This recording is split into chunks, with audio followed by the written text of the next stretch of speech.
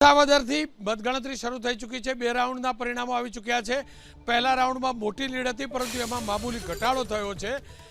બે રાઉન્ડની મતગણતરી પૂરી થઈ છે, પરંતુ બીજા રાઉન્ડમાં મામૂલી ઘટાડો થયો છે।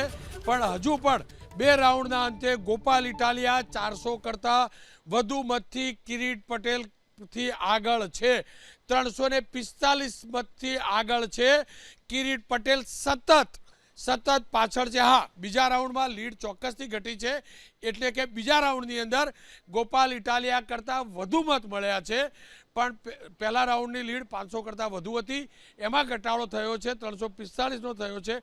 પહેલા રાઉન્ડની વાત કરીએ તો કિરીટ પટેલને વિસાવદરથી પહેલા રાઉન્ડમાં 3097 મત મળ્યા હતા। પહેલા રાઉન્ડમાં કિરીટ પટેલને 3097 મત મળ્યા હતા। આમ આદમી પાર્ટી એટલે કે ગોપાલ ઇટાલિયાને 4042 મત મળ્યા હતા। કોંગ્રેસને 201 મત મળ્યા હતા।